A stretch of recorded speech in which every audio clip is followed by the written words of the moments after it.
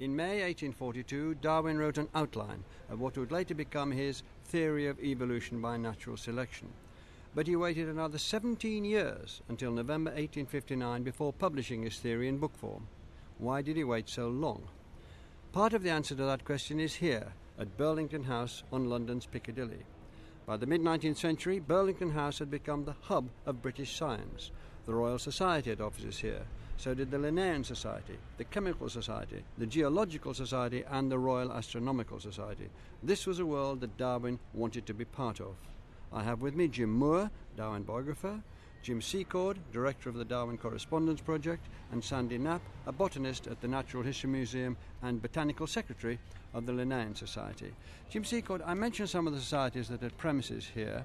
Can you tell us a little more about them and which of them Darwin belonged to?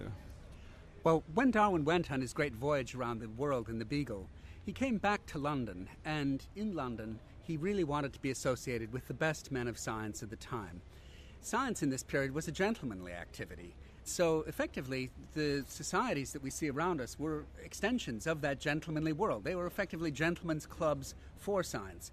And so almost immediately he joined the various societies that were relevant to his interests, particularly the Geological Society in 1836. He became a fellow of the Zoological Society in 1837, and then he was elected a fellow of the Royal Society a couple of years after that.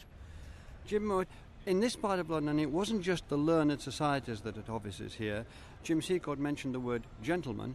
This was a gentleman's part of London. Could you develop that, Jim Moore? Well, today's West End was a bit like a large and fashionable village in relationship to the city of London back in Darwin's day.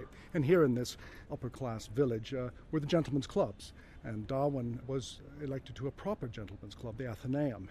And he could stay there overnight, he could eat there, he could meet his friends there. This gave him a connection with what was later called the intellectual aristocracy. Another thing, just around the corner here on Albemarle Street, was a major science publisher, John Murray's, and it was there that Darwin would eventually publish The Origin of the Species and most of his other later books.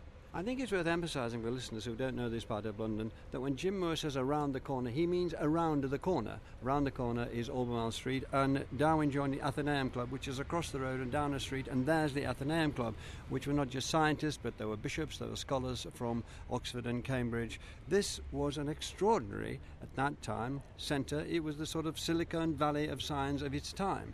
Can I ask you, Sandy Knapp, you're Botanical Secretary of the Linnean Society, which still has offices here, why was it so important for him to be part of this scientific community?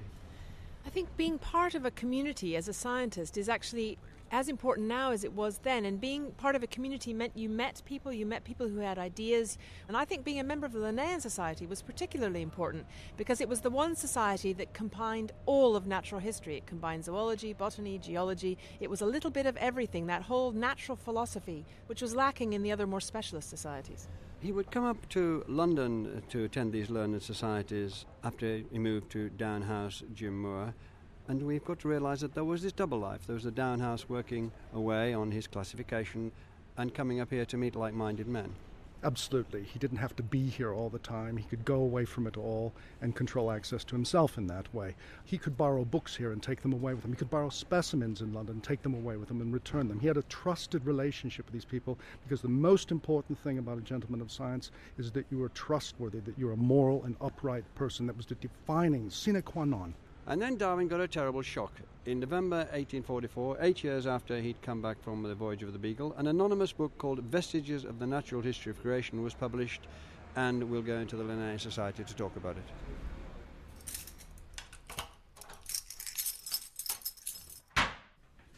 So here we go. Come into my lair. We're in this very small room, about 12 by 12, wonderful bookshelves, wonderful sliding drawers with all the specimens in, and this is the heart of the Linnean Society. Sandy? It is. It's the heart of the Linnaean Society. It's the strong room that's built to house Linnaeus' own library and collections when Linnaeus died. And this is where we keep very important things. When you say strong room, you mean it. We came through a door that would do credit to Fort Knox. It is a strong room. And I can never quite remember how to use the key. Jim Secord, why did this book, Vestiges of the Natural History of Creation, come as such a shock to Darwin? Darwin had been working on an evolutionary theory really from the time that he got back from the Beagle voyage, and he had actually written up a draft of it in the spring of 1844. In other words, his ideas were pretty well formed. And so when Vestiges was published towards the end of the year, suddenly you had a book which was arguing for effectively a broad-scale evolutionary cosmology, and it was doing it in a very accessible kind of way. And what impact did it have at the time on the reading public? Well, the impact, I think, is really pretty gigantic, because evolutionary theories and theories of the natural creation of species had been quite common currency during the Enlightenment. But with the French Revolution, these had tended to go underground. Vestiges really brought this kind of question back onto the intellectual map of Victorian Britain. It meant that people were talking about it everywhere, from pubs to the quarters of places like Linnaean Society. It was really a huge sensation, and something like 20,000 copies sold during its first few decades of publication. It was a big seller. I use the word shock. It gave Darwin a shock. Can you describe the extent and effect of the shock? Well, in some sense, it was muddying the waters for him. He was worried that people were actually going to see his theory as something like Vestiges, that he was going to be identified as one of the anonymous authors, that he was Mr. Vestiges. In another way, though, the book was actually quite useful for him. At one level, of course, it was like a lightning rod. It drew controversy. It made a place where people could debate these questions in really quite a vehement sort of way. I think also for Darwin, it was an object lesson in things to avoid when he was working on his own theory. He was much more reticent about stressing the relationship between his theory and a general theory of progress, for example. The relationship between man and his book was much more toned down when he started to think about how to deal with this. So it was an object lesson for him. Jim Moore, can you take that argument forward? Vestiges was a perfect example to Darwin of what not to do when he got around to publishing his theory. Darwin avoided the origin of the universe, he avoided the origin of life, he avoided the origin of man. He made his theory ideologically more acceptable by not committing the anonymous Vestiges errors. In 1844, the same year Vestiges came out, but earlier, he had completed a publishable draft of his theory. That draft got set aside, and he got to work on barnacles, comprehensively revising the classification of all of the barnacles living and extinct in the entire world at that time. Why barnacles? Somebody challenged him. You can't talk about the origin of species unless you can describe many species and show how they differ ever so slightly from one another. Now, that's a very important thing to do in a seafaring nation. Any expert on barnacles is obviously promoting British trade. Ships can go faster if you understand how these things behave and how to get them off your hulls. So it's not surprising that in 1853, Darwin was awarded the Royal Medal of the Royal Society of London, a great gold medal. Before we go on with that, Jim, an event in his own life affected him considerably. In April 1851, Darwin's favourite daughter Annie died. It was a terrible blow to him and to the whole family. But what impact do you think it had on his studies, on the way he was thinking about what he was doing? While he was working on barnacles, Darwin, without realizing it, reached a watershed in his personal life. In 1848, his father died. Not unexpectedly, but Darwin was deeply moved and plunged into a state of depression. A couple of years after that, just when he was starting to recover, his eldest daughter and his favorite daughter, Anne Elizabeth, became ill with what Darwin believed was a hereditary ailment. And he, of course, put her under his own doctor, who had helped get him back on his feet. But she deteriorated. His wife was pregnant with her 8th child. And over Easter weekend, 1851, this little girl died in Darwin's presence. And you would think maybe he would get over this. He wrote a beautiful threnody about her a week after the death. You might think that had put an end to it. But if you read The Origin of Species carefully, in the 3rd chapter on the struggle for existence, we see an evocation of this child in the face of nature bright with gladness, into which Darwin says selection, like the force of 100,000 wedges, is being driven, adapting species to their environments. And at the end of that chapter, Darwin talks about consoling ourselves.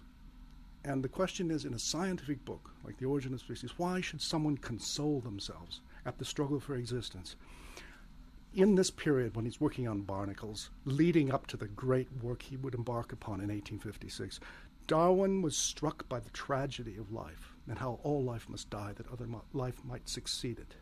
And that became part of his emotional reaction to nature and all of his subsequent work. Jim Secord, throughout this period we have a sense of the pace of scientific inquiry into evolution hotting up. First there was Vestiges, we've been talking about. Then in 1855, Alfred Russel Wallace published On the Law Which Has Regulated the Introduction of New Species. And I think, Jim Secord, that Darwin had to take this publication much more seriously than any previous one. During the late 1840s, and particularly in the 1850s, it was clear that the species problem was really coming onto the scientific agenda. Wallace was working half a world away and writing these really very fascinating papers about geographical distribution. I think above all it showed that potentially a climate for his work was starting to appear. So that, combined with the completion of his barnacle monographs, really meant that he could start to be more open about this question. One of the most interesting things, I think, is the first time Darwin really starts to tell some of his real scientific colleagues and friends about the specifics of his views is in relationship to this paper from Wallace. Hadn't Darwin actually received information and specimens from Wallace, who was in Borneo? Hadn't they corresponded as well? It's important to understand Darwin and Wallace's relationship. Wallace was not, strictly speaking, a gentleman. He was a self-employed specimen collector working in the Far East, supporting himself by sending back collections. Darwin was one of his clients, or you could say that Wallace was employed by Darwin to send certain bird specimens back. Darwin complained about how much it cost, but used these specimens as some of his evidence for the varieties of domesticated races that were so important for his theory of natural selection. And as I understand it, Jim, 3 years later, Wallace finally forced Darwin's hand in February 1858 when he sent Darwin another paper called On the Tendencies of Varieties to Depart Indefinitely from the Original Type. The argument Wallace put forward is very close to Darwin's own thinking about evolution at this time, and Darwin perhaps saw that as a threat. Wallace's paper arrived at Darwin's house, in June 1858. Darwin was in a state of crisis. The children were ill. The disease was rampant in the village. And on the 1st of July, 1858, of course, he was standing in the graveyard burying his infant son, Charles. This paper he read as an anticipation of his own theory. He read it quickly, and he decided that this man had scooped him. He couldn't deal with it himself. He was in an emotional mess, and he turned the entire matter over to his friends, Charles Lyell and Joseph Hooker, and he had to claim somehow his own priority. And then we had a famous meeting sounding out here, in this building, in the Linnaean Society. Can you tell us what happened there, where joint papers were presented, but neither Darwin or Wallace were present? After Darwin received the manuscript version, because the paper arrived at him from Wallace, it wasn't published and then arrived to him, Wallace sent him the draft paper wanting to have comment on it. And when this was all resolved, and his friends Lyell and Hooker basically said, well, we think the best thing to do here is to have your paper and Wallace's paper both read at the Linnaean Society, which was common practice at the time. Scientists were often not present when their papers were read. And so a meeting was arranged for the 1st of July, 1858, at which Darwin and Wallace's papers were specially put on the agenda and were read, first Darwin's and then Wallace's. And the president of the Linnaean Society in May 1859 of that year said the year hadn't been marked by any revolutionary discoveries, and so that presentation can't have stirred up much. I think it stirred up things in conversation. His actual words are, "The year which has passed since I last had the pleasure of meeting you on our anniversary has not been unproductive in contributions of interest and value, blah blah. It has not indeed been marked by any of those striking discoveries which at once revolutionized." So he acknowledged that there were things of interest and value, but what he didn't see is the fact that these two papers, this idea, would actually revolutionize science. And I think perhaps no one really saw how it would revolutionize science so completely, except perhaps Darwin himself. We've moved from the small, studious, intimate rooms of the Linnaean Society to the booming, large, open spaces of the Natural History Museum in Kensington just before it opens. On Monday, we began Darwin's story in the Church of St Mary's in Cambridge, and this building, where I am now, has the same reverberating acoustic. In a sense, that shouldn't be surprising. Strongly influenced by religious architecture, this museum was conceived as a place where God could be worshipped through nature.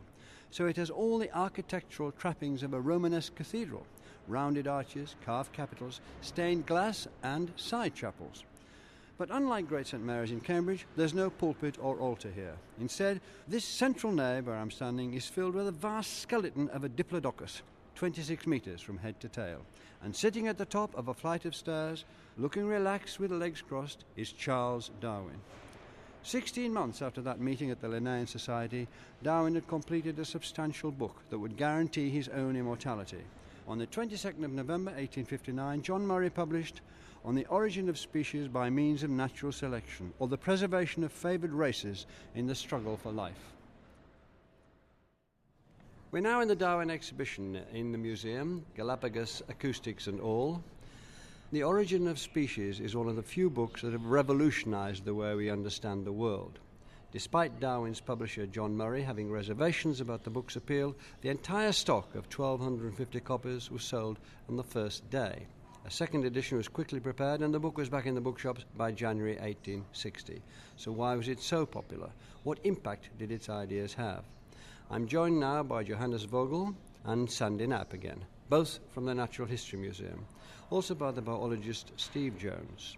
Steve Jones, how important is The Origin of Species as a piece of sustained argument in support of evolution by natural selection? What did Darwin understand by that phrase?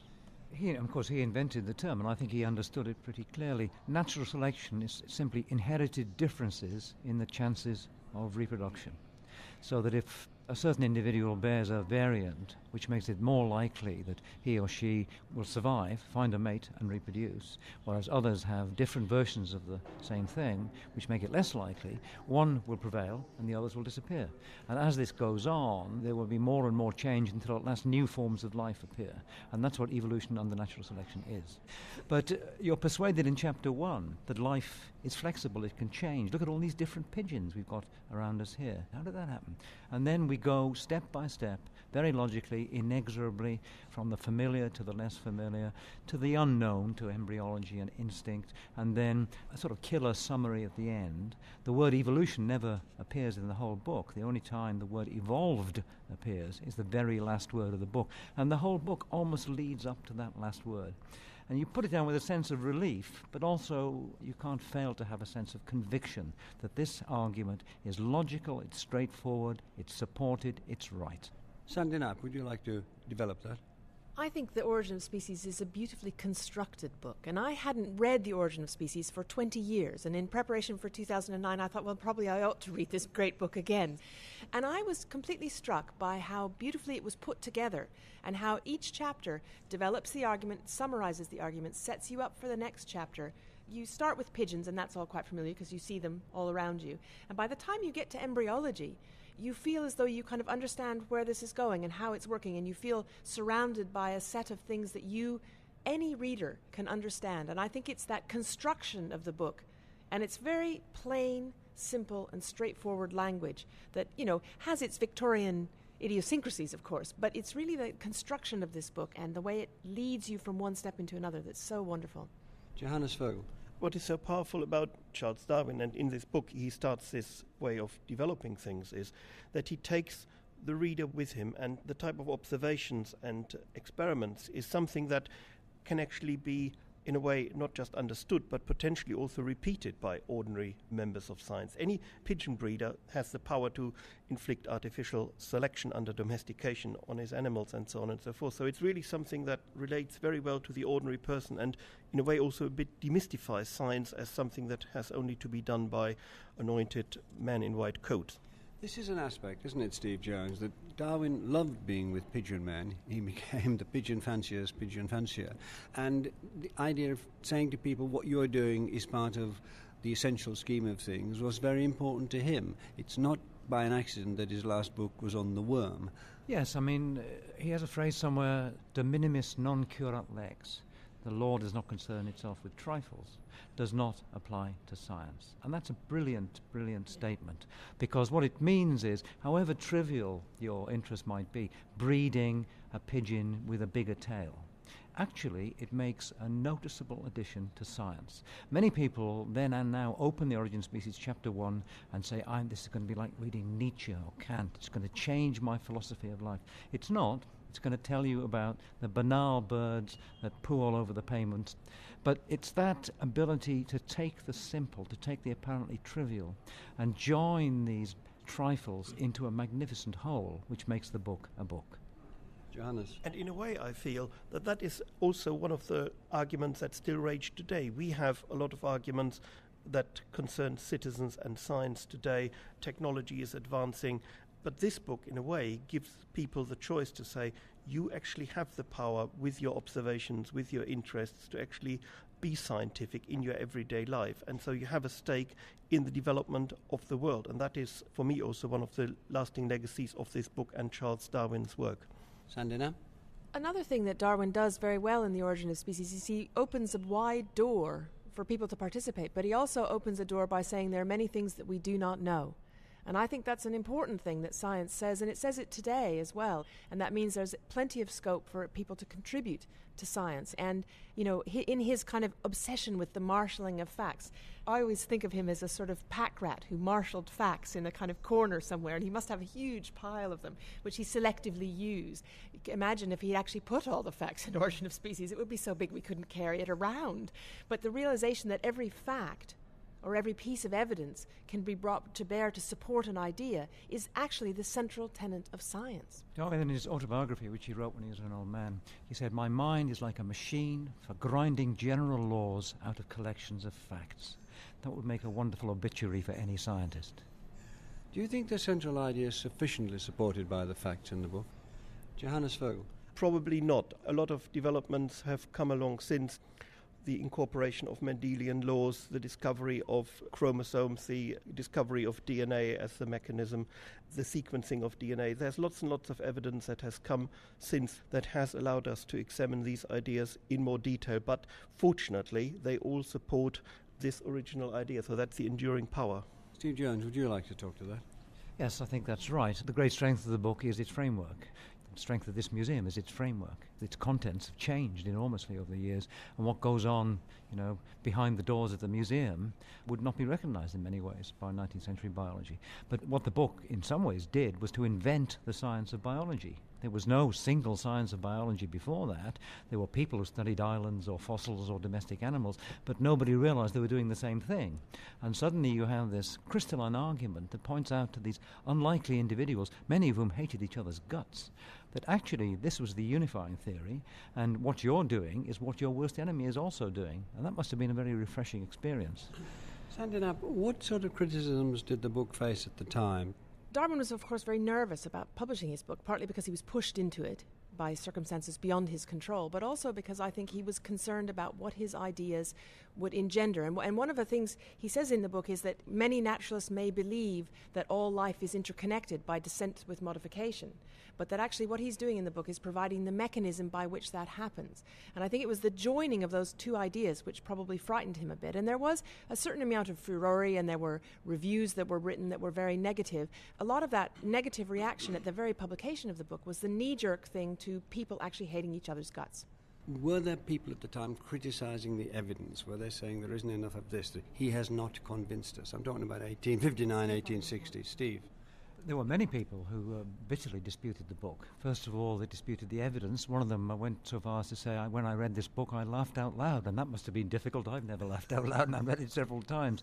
Yes, they disputed the evidence. They disputed the age of the Earth, the nature of the fossils, the fact that there were intermediate forms. All this people fought against. But of course, that's a natural method of scientists. I mean, scientists are professional pessimists. Their job is to dispute the evidence. And there are certainly holes in Darwin's arguments, there's no question, but most of those holes have been filled. It's ironic that in this museum here, Richard Owen, who founded it, loathed Darwin. Darwin wrote about Owen that he was, in his response to the Origin, Owen had written a review that was spiteful, extremely malignant, and clever. And then he wrote, "It is painful to be hated in the intense degree with which Owen hates me." That gives you a flavour of the times. This museum here, this was the temple of anti-evolutionism when it was built. And now, ironically, we've torn down the temple and we've rebuilt it in the form of Darwinism. There's almost no mention of man On the Origin of Species. This seems a bit of a strange omission. Can you explain it? People have speculated about it, that light may be cast upon man and his origins is all it really says. I think the reason was twofold. First of all, almost nothing was known about the origin of man. The first human fossil had not really been recognised as such. There was one that was clearly human-like. And secondly, he was concerned about, he was already turning over the apple cart and, overturning the idols by talking about evolution itself. To suggest that it would apply to humans might have been a step too far, and it took him another 12 years before he wrote a book on that. And thirdly, and probably the simplest explanation, is he wrote it in such a rush that he felt, do I need to open this can of worms, so to speak? And his last book was, of course, about worms, by talking about man. And I think he just nodded, I'm going to come back to this. But doesn't he also, in a way, do the clever thing by saying, I will present you with a very powerful argument, and then you, the intelligent reader, if you extrapolate from that, if you think the argument through to the end, you can come to your own conclusions, and again, sort of deflecting any controversy, but leaves it to the reader and the audience to actually come up with the answers themselves. Sandy now. I think that's right, and I think one of the things that's clever about The Origin of Species is it develops the argument without the specifics. I mean, it is full of facts, and it could have been full of lots more facts, but in a way it develops an overarching framework argument to which any specific piece of evidence can be put. And in a way, by introducing man into The Origin of Species, what would have happened, I think, is that we would have had an argument about man's origins instead of about what really is important about the book. Thank you. I'm in the library of the Natural History Museum with Judith McGee, librarian. We have a number of editions of On the Origin of Species here. Judith, could you tell us something about them? Yes, certainly. The Darwin collection in the library of the Natural History Museum is the foremost library internationally. We have a splendid collection of just under 2,000 items of Darwin published material in many languages, and here we have a wonderful example of a first edition of On the Origin of Species. This volume is particularly interesting because it was sent to a gentleman called William Taggart-Meyer, who was a pigeon fancier, amongst other things, and Darwin corresponded with him on selection of features and characteristics in pigeons because he was interested, obviously, in selection. Darwin wrote to Taggart-Meyer, and here is a letter just before On the Origin of Species was published, telling Taggart-Meyer that he was going to send him a first edition copy. Taggart-Meyer had the good sense to tip it into his book so that this book is of great value. Not only is it a first edition, but there's a letter as well.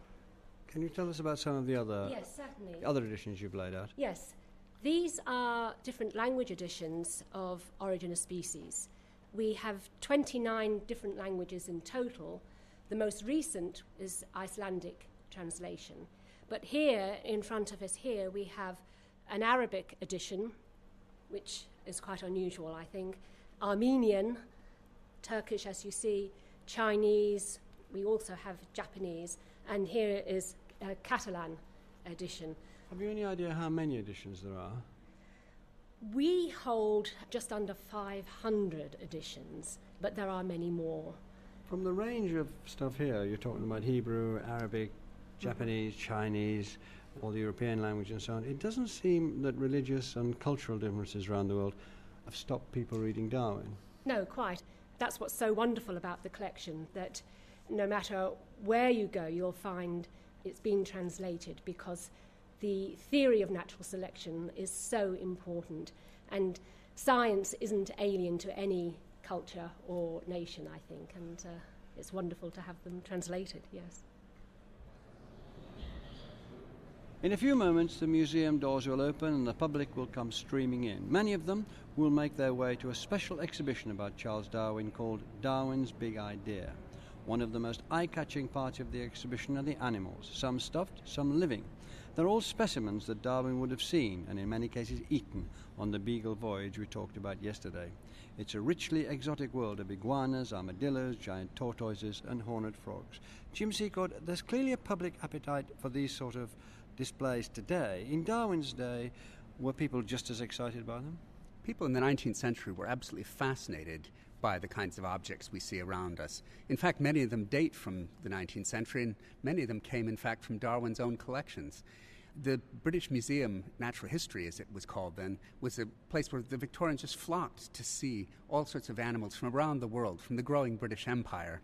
Would you say that there was already a natural audience, if I can use the word natural, waiting for Darwin, that people were already greatly interested in the stuff we see around us now? Absolutely. In fact, Darwin had helped to create this audience through the Journal of the Beagle that he had written. This became a bestseller, especially during the 1840s, when it was published in the Colonial and Home Library by John Murray. And in that book, he describes all sorts of creatures from around the world. We're sitting in the middle of the Darwin exhibition, so can you, Jim, as you could, give us some idea of what is surrounding us? Well, there's a range of animals. Particularly, there's an exhibition of birds, which were one of the Victorians' favorite creatures. But I think the most interesting one that we can see behind us is the toxodon. This was one of the great ancient mammals that Darwin found when he was on the Beagle voyage. For the Victorians, the toxodon was just one of a number of creatures that allowed the imagination to extend into the deep past, not only just into these mammals, but ultimately back into dinosaurs, to early reptiles, to amphibians, and ultimately to the very origins of life itself. This was an incredibly new vision for the Victorians, really from the 1820s and 30s onwards, and it's one that Darwin was able to appeal to very directly in The Origin. Jim, what impact did the book's success have on Darwin himself? The obvious impact on Darwin is he extremely busy preparing new editions. He spent a very large percentage of his time for the next 12 or 13 years answering his critics by changing sentence after sentence after sentence. The book became about 25% larger as a result. That's one effect. The other effect is that he got quite a lot of income. This was a real bread and butter book for John Murray, the publisher. The book sold for 15 shillings, which was about a week's wages for an average paid laborer. And if you just take 15 shillings, Darwin got about 10% of that and multiply it by thousands upon thousands upon thousands of copies. You can see why Darwin died a multimillionaire in our money. The other effect that this book had on Darwin was to make him famous across Europe and across the world as a result of this book.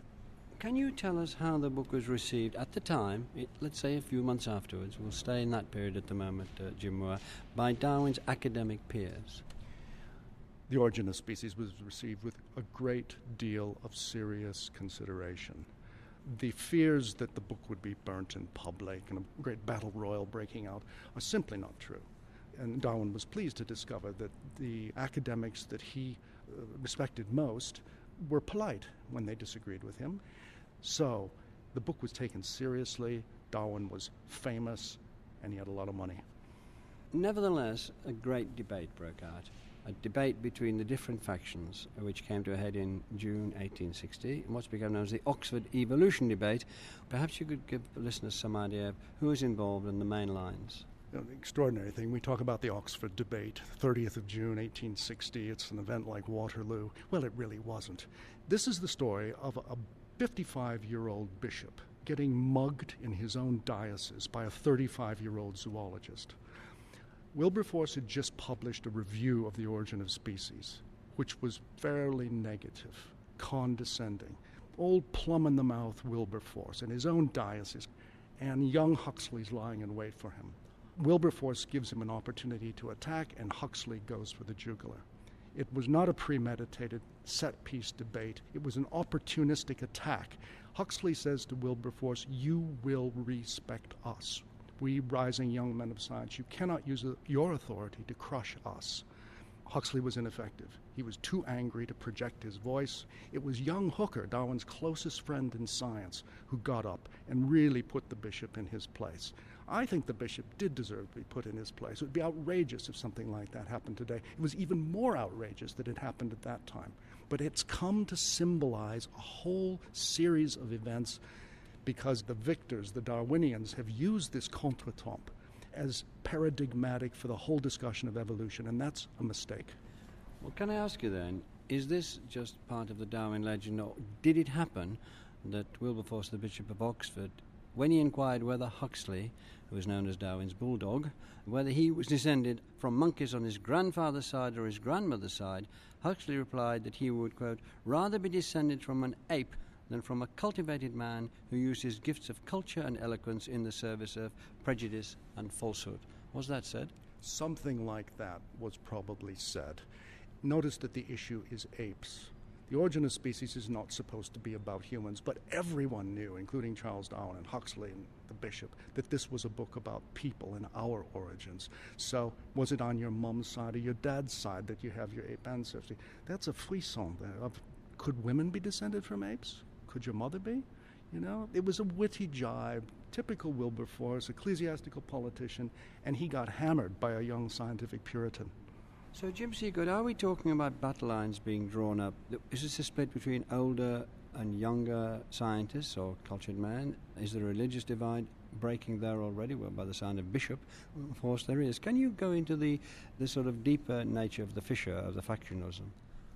In some ways, I think the Oxford debate just wasn't very typical of the disputes that were happening during this period. There weren't two camps forming in this kind of early period. What we've got here is, in some sense, a bishop that was seen by many to be out of control and a young man who was actually going beyond his remit in terms of what the British Association was about. There certainly are groups which find what Darwin is actually doing abhorrent, but they tend to be rather marginalized. There are other groups that find what Darwin is doing is fantastic and is going to lead ultimately to the victory of atheism over religion. But those people are in a minority. If you're looking at the general Victorian debate, it's much more people, in some sense, broadly coming to accept that Darwinism can combine the best science with the idea of progress in a kind of way that shows, well, you know, maybe we have come from the apes, but it's a divinely inspired process. And that's what we can really see with it. Can I ask both of you, when people think of the publication on the Origin of Species, one of the things that a lot of people think are, it was an attack on religion. The religiously minded people, of whom there were a great number, rose up against it, and it began an argument which fuses through to this day. How far is that true? Can I start with you, Jim Moore? The Origin of Species was quite a conservative and temperate book. It referred to God or the Creator a fair number of times. This was a personal book. It was a vision of creation by law. It's been put this way. The Origin of Species addressed a debate that had been going on amongst theologians in an area called natural theology about whether God works in the world by miracles or by laws of nature. Laws of nature had come out on top in field after field, astronomy, chemistry, so forth. Now Darwin was extending the rule of God's law to the Origin of Species. And Darwin helped resolve that debate within natural theology, which was all part of science at that time, in favor of law. It was a law book. On the other hand, I don't think that, accurate as I'm absolutely certain you are, I don't think it gets to the question that I'm asking. Did this, at the time, seem to spark off a debate with the religious-minded people who thought that they were now being attacked, and this they had to defend themselves against and continue to do so? Jim Seacock. I think that the Origin of Species really created a focal point for debate about the relationship between God and science. That doesn't mean that it immediately was a weapon for one group or another group. I mean, one of Darwin's best friends at Harvard, Asa Gray, wrote very movingly about the way in which you could understand both natural selection and also God, and those two things could come together. And that's something I think that Darwin himself was perfectly willing to have read into the book. He didn't think that the natural meaning of the book was atheism. In fact, he generally sent anybody who was a freethinker packing from Downhouse. But it certainly did provide a real kind of sparking point for a variety of debates. Jim Moore. Atheists love The Origin of Species. Freethinkers, secularists, francophiles. This was a book that could be used in a weapon to liberate British society from the thraldom of religion, the state church, the monarchy. These were Republicans as well as atheists.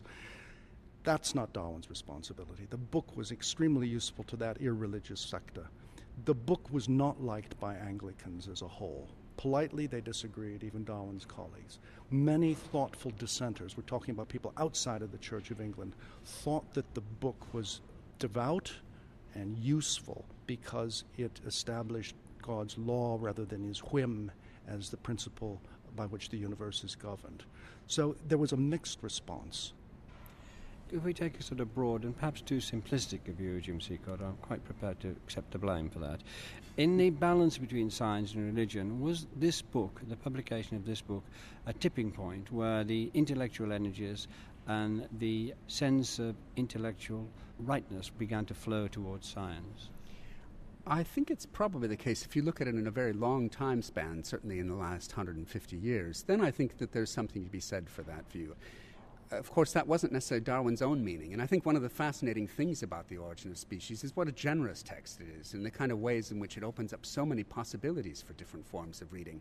And in many ways, when we see that kind of division between science and religion, what we're seeing is not so much something that Darwin necessarily even intended to start, but something that has much broader causes within our society in terms of the way our institutions are organized. It has effectively to do with the way that we read The Origin of Species in a different way now than it was read in the 1860s and 70s.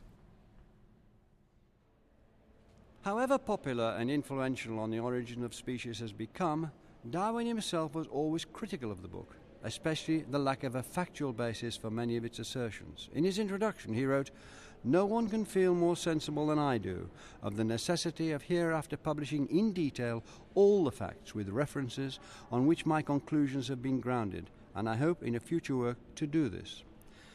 Darwin fulfilled his pledge, which is why he sits here at the top of the steps in the museum's main hall, calmly surveying the throng of people who come each day to enjoy natural history and absorb the significance of evolution by natural selection.